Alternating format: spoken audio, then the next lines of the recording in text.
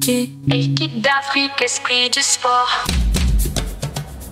Équipe d'Afrique, esprit du sport sur la radio qui mouille le maillot, c'est tous les mardis et nous commençons avec la Côte d'Ivoire où se trouve notre confrère Chris Noubouzan. Bonjour Chris.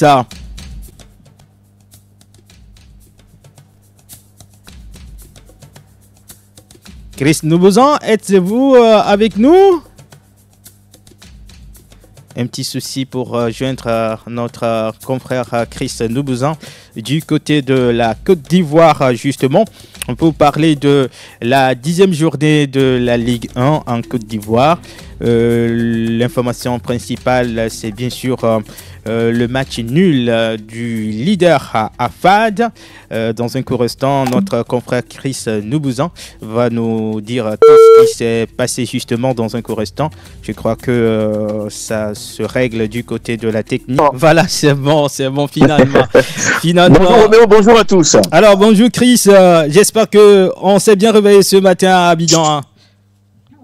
Ah oui, on s'est bien réveillé à Abidjan, ça va, tout le monde se porte à merveille. Ça nous rassure. Et nous parlons justement de la Ligue 1, la 10e journée disputée le week-end. L'information principale, c'est ce faux pas, si on peut le dire ainsi, du leader AFAD accroché par l'Issa Centra, du Togolais Yaya Achrafou et aussi de la SEC tenu en échec par le promu Isca. Ah oui, beaucoup de bonnes nouvelles hein, pour les petites équipes en griffe. Le leader est accroché effectivement par le Lys Sandra, 0-0, voilà, au stade Robert Champoux de Marcory. Et également la SEC Mimosa. Du côté du complexe sportif de Bingerville, la SEC Mimosa est tenue en échec un partout par l'autre promu, Isca. Eh bien, toujours au stade Robert Champoux, sur l'FC d'Abobo a dynamité le Racing Club d'Abidjan 5-1. Au stade annexe de Boaké FC s'est incliné devant le Stella Club d'Adjamé 3-1. Au stade du lycée scientifique de Yamoussoukro, les militaires de la SOA et le promu Oza d'Abobo ont partagé la poire en deux suite au nul 0-0. Toujours à Yamoussoukro, mais cette fois-ci au stade Charles Konabani, l'AS Denguélé est tombé devant le champion en titre, le FC San Pedro. Il faut noter hein, que cette victoire intervient après le limogeage de l'entraîneur Maxime Guaméné à la tête du club des Pétruiciens. Au Champrou, Zoma FC a pris le meilleur sur le FC Mouna 2-1. Le match c'est au Korogo, stade d'Abidjan, a été reporté en raison du déplacement des stadistes en Égypte où ils affrontent ce mardi à Lali pour le compte de la première journée de la Ligue africaine des champions.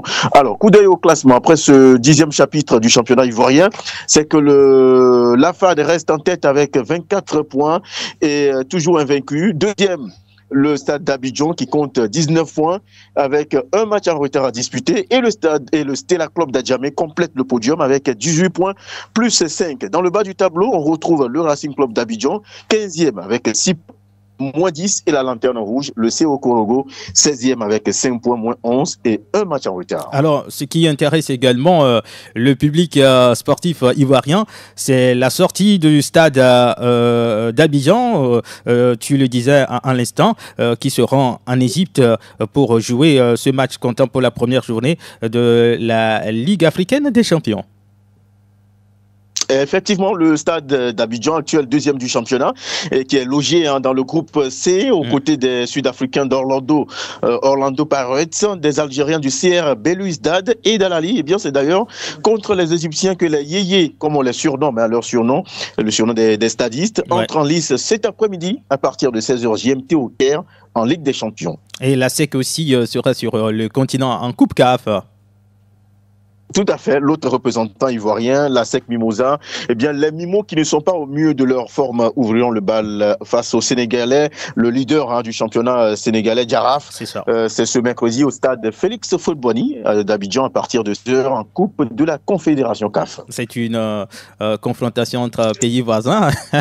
Et donc, j'espère que les Sénégalais aussi feront massivement le déplacement pour suivre ce match. Ce qui est aussi intéressant... parce qu'il y a une forte colonie sénégalaise ici, voilà. en Côte d'Ivoire, notamment à Treichville, pas loin du stade Félix Houphouët-Boigny. Exactement. Alors, Yaya Touré aussi nous intéresse. Yaya Touré qui est nommé ambassadeur de la CAF. On sait que Didier Drogba, quand on parle du tirage au sort de la Ligue européenne des champions, c'est une star. Et maintenant, à ces stars s'ajoute également le nom de Yaya Touré. Effectivement, Yaya Touré qui est nommé ambassadeur officiel de la CAF. C'est un grand nom du football ivoirien, africain et mondial. La CAF donc a fait cette annonce le jeudi 21 novembre dernier. Et bien reconnu pour son talent exceptionnel et son impressionnant palmarès, l'ancien milieu de terrain des éléphants de Côte d'Ivoire, passé notamment par le FC Barcelone ou encore Manchester City, apportera désormais son expertise et son influence au service de la CAF. Alors, quel sera concrètement le rôle du quadruple ballon d'or africain? Eh bien, il faut noter que Yaya Touré aura comme mission de représenter la CAF dans les initiatives majeures telles que le développement des infrastructures, la détection des jeunes talents et la promotion des compétitions continentales. Et la retombée pour le football ivoirien. Oh, pas vraiment grande chose directement, mais sur le plan image, marketing et tout ça, c'est bon pour le pays parce que voilà, ces talents sont reconnus à l'international et ça fait énormément du bien. La CAF espère en tout cas insuffler une dynamique nouvelle dans l'organisation des événements sportifs en Afrique, tout en inspirant les générations futures. Tout ça, la retombée, c'est que les clubs africains gagneront un peu plus parce que quand il y a des annonceurs, il y a des financements pour accompagner ce football-là, il y a forcément des retombées pour les pays, notamment la Côte d'Ivoire. En tout cas, félicitations encore une fois aux éléphants de la Côte d'Ivoire qui se sont qualifiés pour la prochaine Coupe d'Afrique des Nations, surtout la dernière rencontre bien maîtrisée à domicile. Ça redonne espoir au public, forcément.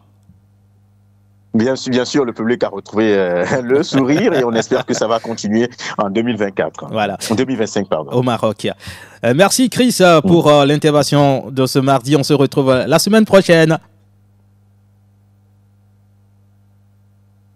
Voilà.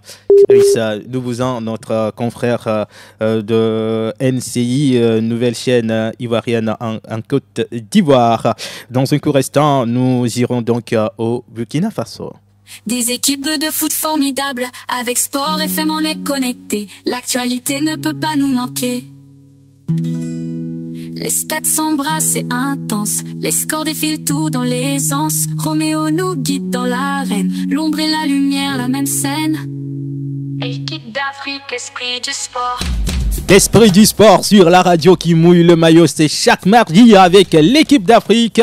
Nous quittons la Côte d'Ivoire, nous sommes au Burkina Faso, au pays des hommes intègres, chez les étalons aussi qualifiés pour la prochaine Coupe d'Afrique des Nations, le confrère Stéphane Ouattara. Bonjour Stéphane.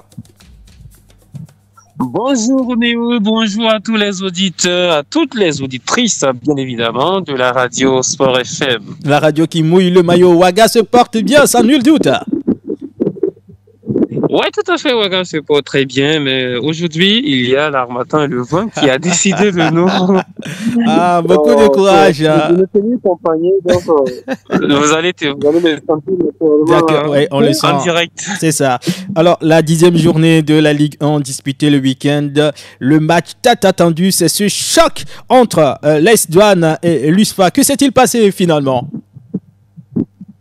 Tout à fait, la 10e journée du championnat national de football de première division du Burkina Faso a tenu toutes ses promesses et au sommet de cette 10e journée du championnat national de football et burkinabé, l'AS Douanes qui était 5e au classement à la 9e journée précédente et accueillait l'USFA qui est premier ex-aequo au classement et je pense que ce match a tenu tout le monde en haleine parce que dès les premiers instants, c'est l'AS Douanes qui s'est signalé après tant d'occasions en 15 minutes. Les Gabelous ont ouvert le score à la 17e minute par l'entremise de leur attaquant, meilleur buteur du championnat burkinabé cette saison, Maxwell Boakey, qui a trouvé la faille à la 17e minute.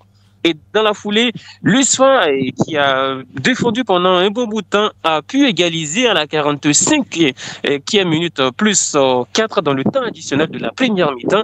Et la première mi-temps de ce match a pris fin sur un score de parité de 1 but partout.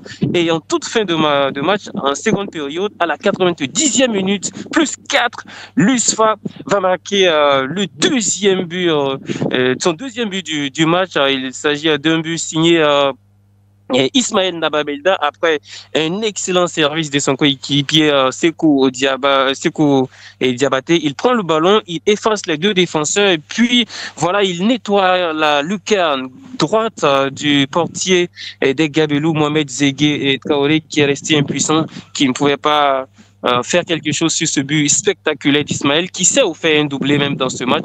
Voilà, cette rencontre a pris fin sur le score de 2-1 avec une victoire de l'USFA qui voilà, et monte au sommet de ce championnat-là, qui rattrape l'AS Sonabel, qui a battu dans la foulée l'équipe de Salitas. C'était un match très très difficile, hein. C'était un match très très difficile parce que le score était nul et vierge jusqu'à la 90e minute plus 7 également dans ce match-là. Et c'est là-bas que, dans la dernière seconde du temps additionnel, que l'AS Sonabel a marqué et a voilà, conservé sa première place, mais à égalité avec le SOA, hein, parce que les électriciens sont devant juste au goal à virage. Alors, donc, si on peut avoir une idée sur le classement après la 10e journée. Voilà, et très très rapidement, je vais donner aussi également les autres résultats du championnat national, les résultats des autres matchs, et en même temps donner le rapidement. Oui, un petit souci. 10e journée. Donc, ouais. Pour ce qui est de cette 10e journée du championnat, il faut dire que le Real Faso a défait le RCK 1-0, Raimo FC a battu l'EFO 1-0, l'ASFA est imposé également sur ce même score de 1-0 face à Vitesse FC. Sporting Cascade et RCB ont partagé la poire en deux, un but partout. Le Majestic s'est imposé largement 3-0 face à la SEC. Salitas s'est incliné 1-0 face à l'AS Sonabel.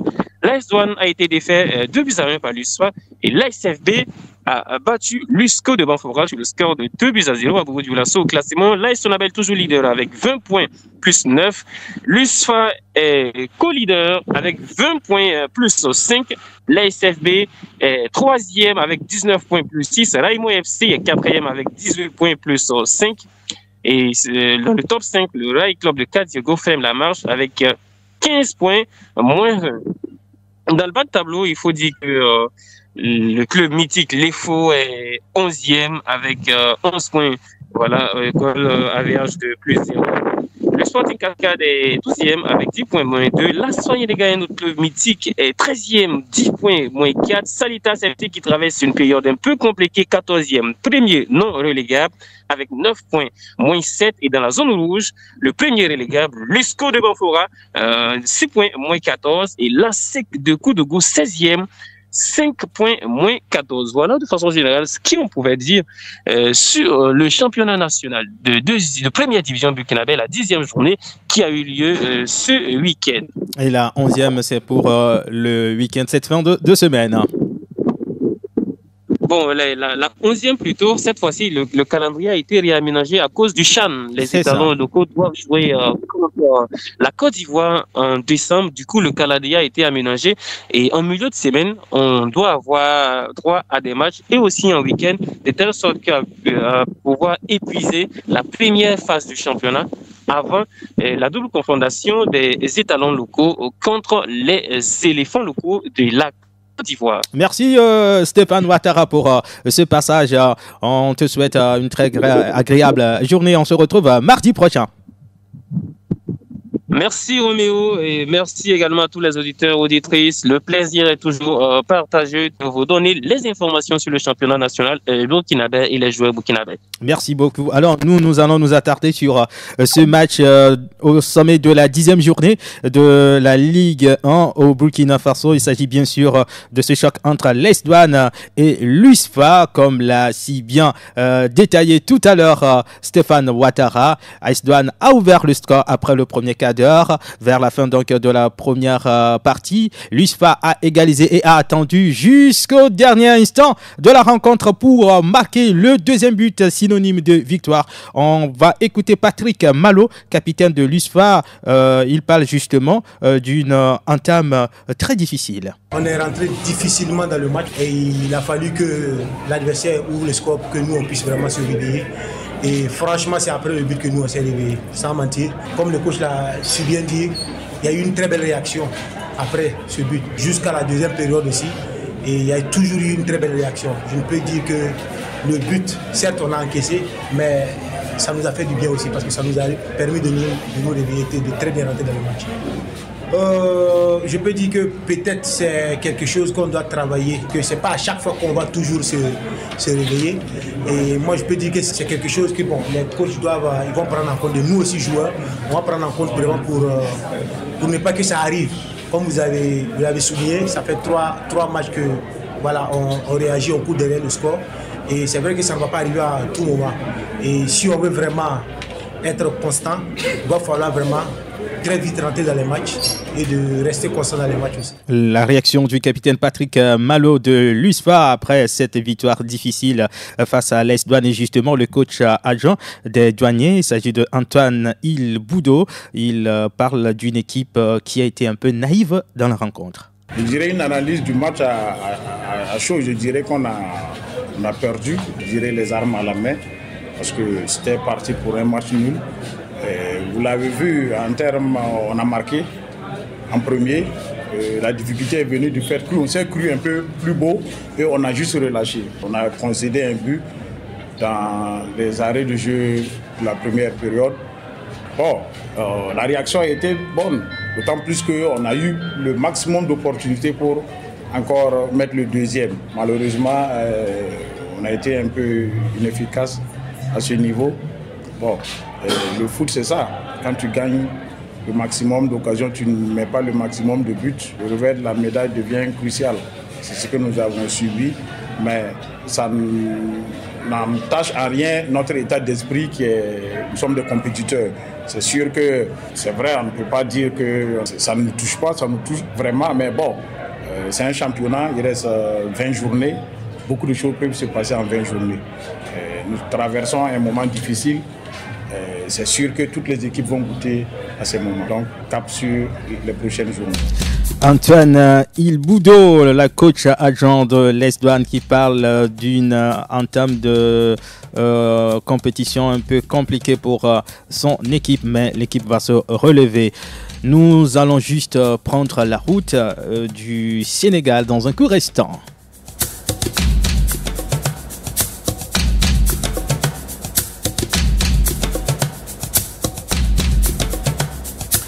Alors nous sommes à Dakar chez le confrère Boris Adakanou. Bonjour Boris. Bonjour Roméo, bonjour à tous les auditeurs, à toutes les auditrices de la radio qui mouille le maillot. Et Dakar se porte bien? Voilà, ça va très bien. Quelque part aux alentours du monument de la Renaissance, tout va bien, tout va très très bien. D'accord, ici à Tokan Habitat aussi, tout va pour le mieux. Alors, ce qui nous intéresse d'abord, c'est la 5e journée de la Ligue 1 au Sénégal. Chose curieuse et qui étonne beaucoup, surtout les supporters de Casa Sport. 5 matchs, pas de victoire pour cette formation. Que se passe-t-il là? C'est très compliqué avec Casa Sport qui a déjà vraiment galéré la saison dernière pour rester en Ligue 1. Cette saison, rien ne va tout simplement pour l'équipe qui est basée quelque part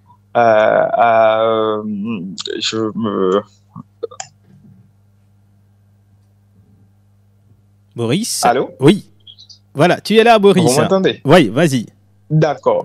Je dis Casa Sport aujourd'hui est vraiment en galère, en grosse galère. L'équipe basée au stade Aline, située d'État, ne va pas bien du tout, malgré les changements, malgré le recrutement de beaucoup de joueurs en fin de saison dernière. Rien ne va. On se demande qu'est-ce qui ne va pas. Il y a eu quand même de grands joueurs qui ont été appelés, qui ont été signés, qui sont arrivés. Il y a entre-temps, beaucoup de Sénégalais se disent que c'est parce que, voilà, entre-temps, le stade est en rénovation, l'équipe n'a plus joué depuis 1 an environ sur ses entres. Malheureusement, le week-end dernier, Casa Sport était de nouveau à domicile contre la Ligue. Malheureusement, c'est un score nul et vierge qui a sanctionné ce match. Aujourd'hui, c'est la crise. On s'attend à quelques changements. On attend des dirigeants de changer beaucoup de choses. Aujourd'hui, qu'est-ce qu'il faut changer? on se dit ce sont les dirigeants qui doivent partir parce que voilà, il y a une sorte de monotonie. Les joueurs qui veulent tout simplement des changements en interne. Donc aujourd'hui, la crise, elle est au comble. On attend en tout cas de voir ce qui va se passer dans les prochaines semaines. Sinon, pour le moment, la crise, elle est bel et bien intense à Casa Sport. Le reste des résultats? Bien sûr, tout simplement. Alors, pour cette 5e journée, Roméo, il y a eu 18 buts qui ont été inscrits, mais pour 5 victoires, dont 2 à l'extérieur. On va commencer avec le derby de Rufisque en point d'orgue opposant le champion en titre Tungut FC au promu Agel. Ce choc entre rivaux a débouché sur un match nul 1-1, permettant à l'Agel de conserver son invincibilité. Avec ce résultat, le Tungut FC perd sa place de leader, se fait doubler par le Jaraf en effet. Et les Verts et Blancs se sont imposés contre 4 buts à 1. Et grâce à un meilleur goal average, en tout cas, prennent la tête du classement. Toujours dans le haut du tableau, l'US Gorée a réalisé une excellente opération en battant Diamono de Fatigue. Diamono aujourd'hui enchaîne une 3e défaite de rang, s'enlise au classement au stade Amadou Barry. Dakar Sacré-Cœur se replace après son succès 2-0 sur Kédio FC. De son côté, la Sonacos de Diourbel a engrangé son succès de la saison en disposant 2-0 de l'association sportive et culturelle des HLM. Avec ce succès salutaire, les Diourbellois grimpent dans le classement. Les Huiliers ont été imités par l'US Ouakam. Le club villageois a aussi enregistré le premier succès en disposant de Génération Foot 2 buts à 1. La Pikine a quant à elle réuni un bon point de son déplacement à Thiès en obtenant un match nul 1-1 face à Walidan. Au sud, le Casa Sport, dans son entre, comme on vient tous de le dire, Daline Tito Diata a été accroché par la Linger. C'est la crise liée à Casa Sport. On attend en tout cas des changements profonds en tout cas autour de cette équipe-là. Comme je l'avais dit, il a été inscrit à l'heure de cette 5e journée. Almani Mathieu Fall, le joueur de Jaraf, double buteur lors de cette journée contre Oslo, prend seul la tête du classement avec 5 réalisations. Le classement Roméo aussi, rapidement, Jaraf garde la tête, en tout cas prend la tête de la Ligue 1 avec 11 points. Un point au Tungut FC qui reste 2e, et l'US Gorée complète le podium avec 10 points. Zone rouge, Linger avec 3 points et Diamono Fatigue 2 points sont les 2 relégables. Voilà, donc ça fait l'affaire de Jaraf, nouveau leader, et c'est dans cette posture que l'équipe est en Côte d'Ivoire pour jouer ce mercredi contre l'ASEC pour le compte de la première journée de la phase de poule de la Coupe de la Confédération africaine de football. Ah oui, effectivement, aujourd'hui, il y a la confiance. Et comme la Ligue 1 sénégalaise aujourd'hui est devenue assez disputée, Jaraf n'a rien, il suffit de dérouler comme d'habitude et normalement tout se passera bien. On ne souhaite pas du tout l'équipe va bien. La confiance elle est toujours comme ici au Sénégal quand il s'agit d'une équipe de représenter le drapeau sénégalais à l'extérieur. C'est ça. Ça fait également la joie peut-être. En attendant la confirmation de cette information, l'ancien champion d'Afrique avec le Sénégal, Aliou Cissé, serait pressenti en Mauritanie pour prendre les Morabitoun. Effectivement, il y a cette folle rumeur-là qui circule depuis quelques temps, mais d'après les informations, c'est beaucoup plus tendu, plus qu'on le pense. La Mauritanie a pour le moment choisi Harit Lopez Garay, l'entraîneur de l'équipe A-Prime et U20 de la Mauritanie, pour assumer l'intérim après le départ d'Amir Abdou, qui a été en tout cas le héros de la CAN 2023, en tout cas joué en janvier 2024 en Côte d'Ivoire. Aujourd'hui, Amir Abdou, plutôt Aliou Cissé est pressenti d'après certaines sources, comme le prochain sélectionneur de Mauritanie, mais rien n'est sûr parce que le président de la fédération mauritanienne, Ahmed Yahya, ou bien a plutôt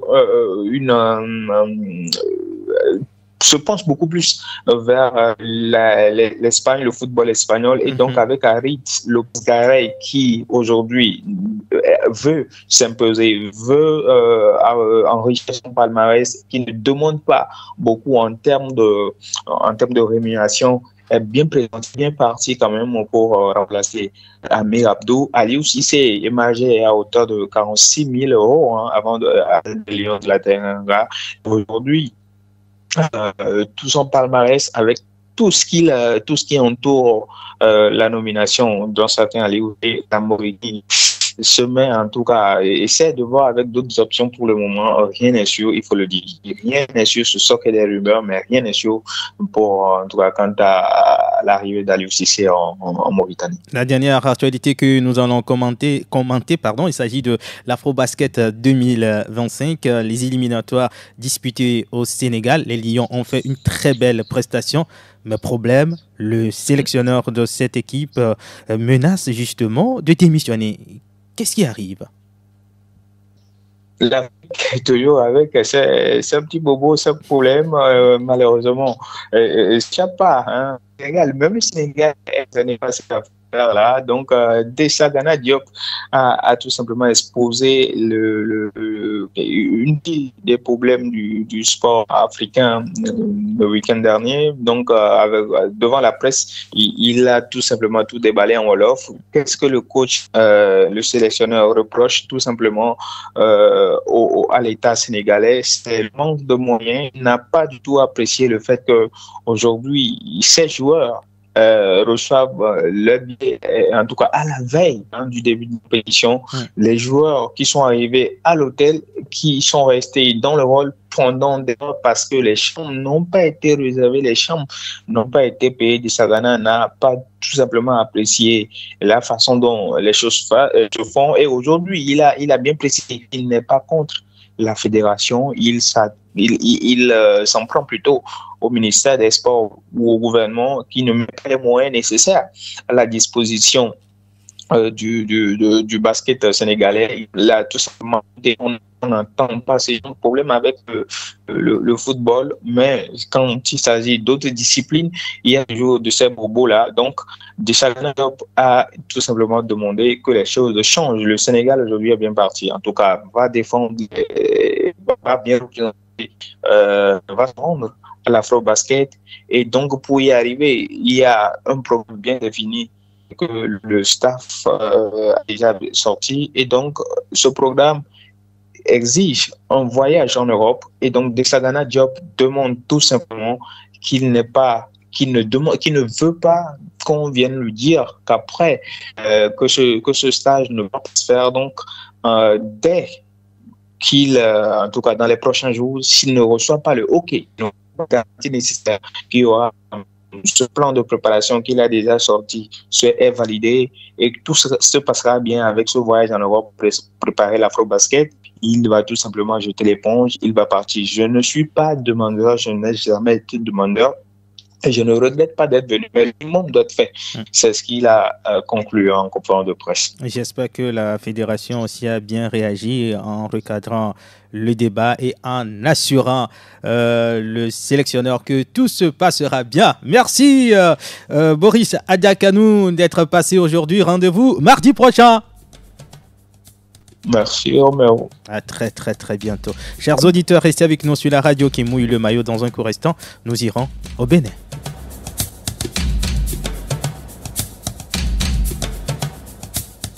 Des équipes de foot formidables, avec Sport FM on est connecté. L'actualité ne peut pas nous manquer. Équipe d'Afrique, esprit du sport.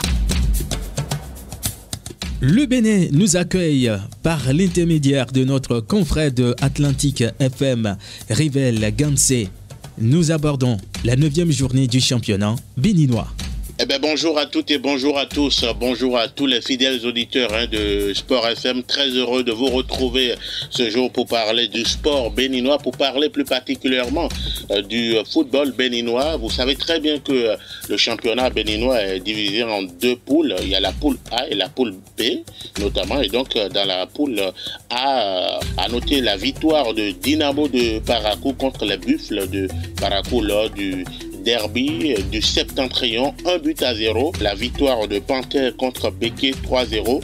Le match nul entre Takouné et Banigansé, 0 but partout. Et la victoire de Abeille contre Tonnerre, 1-0. La plus grosse opération de ce week-end qui est pour Dadje, qui a dominé Espoir sur la plus petite des matchs, 1-0. Succès qui permet à Dadje de conserver sa place de leader au classement, puisque Dadje est premier au classement dans la poule A avec 22 points au compteur. On rappelle que Dadje a terminé deuxième la saison écoulée et a notamment participé à la Coupe de la Confédération, les tours préliminaires. Ils sont même qualifiés pour le second tour, malheureusement. Ils ont été éliminés à ce second tour.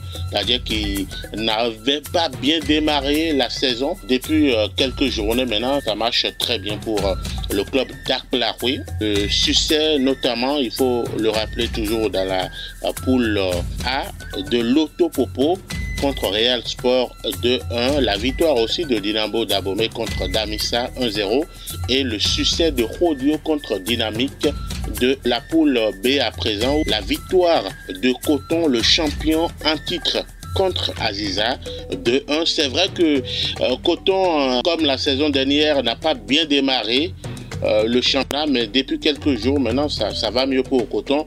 Il fonctionne, certains supporters diront, en mode diesel.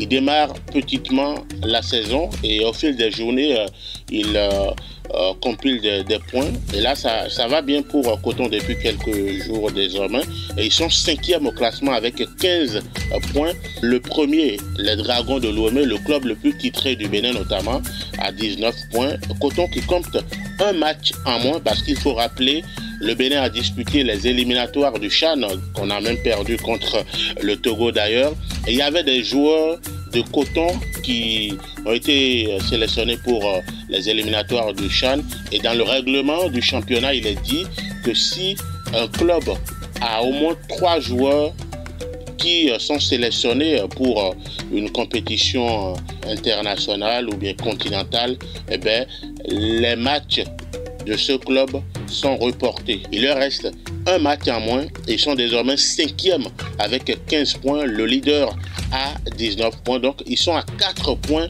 du leader qui n'a rien d'autre que les Dragons de Lomé. On va continuer avec les résultats du week-end et parler cette fois-ci de la victoire des Dragons de Lomé, puisque ils se sont imposés contre AS Cotonou en déplacement au stade René Pleven d'Akpakpa. Une victoire qui leur permet de prendre la première place à Sobemap, puisque c'est Sobemap qui détenait cette première place. Sobemap qui a fait 0 but partout contre Avrankou Omnisport, sans oublier également la mauvaise opération des Requins de l'Atlantique, l'un des clubs phares du Bénin notamment. 1-0 contre la jeunesse sportive de Pobet. Les Requins qui aujourd'hui sont très mal classés parce qu'ils sont 17e dans la poule B. Ils sont avant-derniers. Le championnat se joue à 2 poules. Alors que disent les règlements à la fin de cette phase de poule? Ce sont les équipes de la première à la 9e place qui sont qualifiées pour la première division, parce que le championnat béninois va changer de format à partir de la prochaine saison sportive. Et donc, dans la poule A, les équipes qui vont terminer de la première à la 9e place vont rester en première division la saison prochaine. Et les équipes qui vont terminer entre 10e et 17e place seront reléguées en 2e division. Et l'équipe qui va terminer à la dernière place sera reléguée en 3e division. Donc, c'est bien possible de quitter la première division pour directement la 3e division. Je voudrais terminer avec la victoire de Aspac, le club portuaire du Bénin, contre Étoile Filante de 0. Ce sont donc là les résultats de la 9e journée du championnat béninois. Équipe d'Afrique, esprit du sport. On se branche, on n'en rate jamais. Avec Roméo, on est d'accord. Le mardi, c'est le jour parfait. Oh oh oh oh oh oh oh oh oh oh oh oh oh. Merci à vous, chers auditeurs, de rester avec nous, bien évidemment, sur la radio qui mouille le maillot dans l'équipe d'Afrique de ce mardi. Nous retrouvons à présent notre point focal en Afrique du Nord, plus précisément en Égypte. Bernard à Javan. Alors, l'actualité est dominée par la Women's Champions League, sinon la Ligue des Champions, version féminine 2024, remportée pour la première fois par le club congolais de tout-puissant Mazembe. Cette prestigieuse compétition a regroupé 8 clubs au Maroc du 9 au 23 novembre 2024. Le tout-puissant Mazembe a été sacré championne et reine d'Afrique ce 23 novembre pour la première fois de cette compétition de foot interclub africain après avoir battu l'ASFA par 1-0 dans un match électrique et tactique au stade Ben Ahmed El Abdi d'El Jadida. Le tout-puissant Mazembe, vainqueur de cette édition, est reparti avec une enveloppe de $600,000 et l'ASFA, finaliste, est reparti avec une enveloppe de $400,000. Outre ces récompenses collectives, Sana Nsoudi de l'ASFA a été sacrée meilleure joueuse de cette compétition et Donna El Madani, sa coéquipière, meilleure buteuse de cette compétition avec 6 réalisations. Habiba Emad du FC Mansa a été sacrée meilleure gardienne du tournoi. Il faut noter que le meilleur 11 de cette compétition dévoilé par la CAF comprend 4 joueuses du tout-puissant Mazembe, 4 du FC Massa, 2 du AS FAR et une du Rennes d'Edo. Toujours dans le registre féminin, le tirage au sort de la prochaine Coupe d'Afrique des Nations a été effectué et les poules déjà constituées le 22 novembre à Rabat, au Maroc, au centre technique Ahmed VI de Salé. Cette compétition se jouera du 5 au 26 juillet 2025 avec 12 des meilleures équipes du continent réparties en 3 groupes. Le Maroc, pays hôte, se retrouve dans le groupe A, nommé groupe de la mort, aux côtés de la Zambie, du Sénégal et de la République démocratique du Congo. Le groupe B est composé du Nigeria, de la Tunisie, de l'Algérie et du Botswana. Et enfin, le groupe C est composé d'Afrique du Sud, championne en titre, du Ghana, du Mali et de la Tanzanie. Malgré l'absence de l'Égypte à ce rendez-vous, l'Afrique du Nord part avec 3 représentants, ce qui souligne la domination et le travail à la base qui se fait dans tous les domaines sportifs de ces pays du Nord. Le rendez-vous est donc pris pour le mois de juillet 2025 au Maroc. Cette fois-ci, chez les messieurs, eh bien, la première journée des matchs de poule de la Ligue des Champions se joue ce mardi. Et les représentants d'Afrique du Nord et les représentants de l'Afrique du Nord et les représentants d'Afrique du Nord tombent sur de sérieux clients. MC d'Alger, actuellement 3e du championnat d'Algérie et en déplacement pour la République démocratique du Congo et va affronter tout à l'heure à 15h, heure d'Europe de l'Est, le tout-puissant Mazembe au stade TP Mazembe, comme temps pour la première journée de phase de groupe de cette compétition. En Égypte, Al-Ali, l'actuel leader du championnat égyptien, recevra aujourd'hui à 18h au Cairo International Stadium le club ivoirien Stade d'Abidjan. C'est un match qui sera chaud bouillon car la ville du Caire est déjà aux couleurs emblématiques rouge et blanc du club d'Al-Ali. Il faut aussi noter que le club a déjà pris toutes ses dispositions pour la transmission de ce match dans ces différents centres de formation.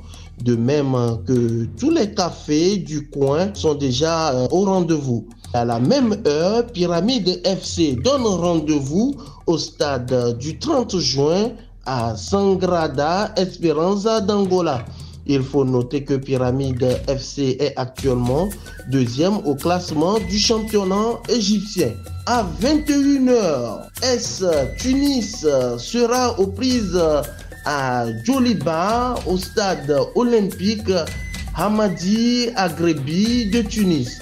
Et là, Sofa répondra à l'appel de Raya CA à la même heure au stade Larbi Zaouli de Casablanca. Notons que les deux clubs sont des clubs marocains et l'avantage du public est partagé. Et la Coupe CAF prend la relève ce mercredi avec toujours la première journée des rencontres de poule. En Afrique du Nord, le CS Sfaxien de la Tunisie recevra le CS Constantine d'Algérie ce mercredi 27 novembre à 18h au stade olympique Hamadi. En Égypte, Al-Masri à domicile jouera les Nimba au stade du Canal de Suède, tandis que le Zamalek SC sera en confrontation pour cette première journée au Blackburn au Cairo International Stadium à 21h. En Algérie, cette fois-ci, l'USM d'Alger jouera avec Orapa United de Bontouana à 21h au stade du 5 juillet. Pour finir, au Maroc, RSB Berkane à la même heure à Lunda Soul au stade municipal de Berkane. Roméo, voilà tout pour cette semaine sur l'actualité sportive en Afrique du Nord. Bernard Ajavon du Caire pour l'équipe d'Afrique.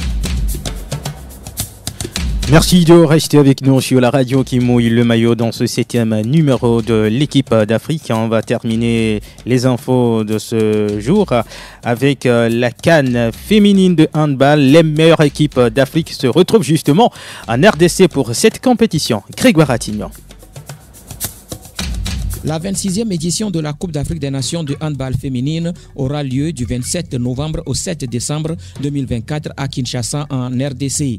Le mois dernier, les Lions du Sénégal ont déjà joué 2 matchs amicaux avec l'Algérie, remportant 2 victoires lors de leur stage à Alger. Les filles de Yacine Messaoudi sont avec le Congo, l'Égypte, l'Algérie, le Cap-Vert et le Kenya dans le groupe A. Les quarts de finale se dérouleront le 4 décembre 2024 entre les 8 équipes qualifiées. Cependant, les 4 demi-finalistes vont directement se qualifier pour la prochaine Coupe du Monde féminine qui sera organisée conjointement par l'Allemagne et les Pays-Bas du 27 novembre au 14 décembre 2025. 32 pays participeront à cette épreuve. Voici le calendrier des matchs. Mercredi 27 novembre 2024, dans la poule A à 9h, le Congo joue l'Égypte. Le Sénégal s'oppose au Kenya à 10h. À 11h, l'Algérie affronte le Cap-Vert. Dans la poule B à 12h, la Guinée se mesure au Cameroun. L'Angola affronte la Tunisie à 13h. À 18h, la République démocratique du Congo s'oppose à l'Ouganda après la cérémonie d'ouverture. Jeudi 28 novembre 2024, dans la poule A, le Kenya affronte le Congo à 13h. À 14h, dans la poule B, la Tunisie se mesure à la Guinée. Toujours dans la poule B à 15h, l'Ouganda affronte l'Angola. Dans la poule A, à 16h, le Sénégal se mesure au Cap-Vert. L'Égypte affronte l'Algérie à 17h.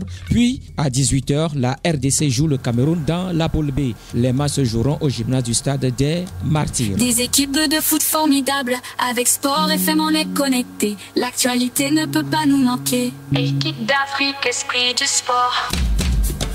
Équipe d'Afrique, l'esprit du sport sur la radio, c'est chaque mardi entre 11h et 12h. C'est fini pour ce 7e numéro. Merci à toute l'équipe de ce mardi. Mise en onde, Théo Ajavon, réalisation et l'homme à devant derrière la caméra, notre stagiaire Espoir Simfele. Moi, c'est Romo Yeter avec mes équipiers sur les autres terrains. En Côte d'Ivoire, Chris Noubouzan. Au Sénégal, Boris Adakano. Nous disons merci également à Stéphane Ouattara. Au Burkina Faso, au Bénin, Rivel Gansé, Bernard Ajavon en Égypte, ici à la radio, à la rédaction, Grégoire Attignon. On se retrouve mardi prochain à 11h. À bientôt.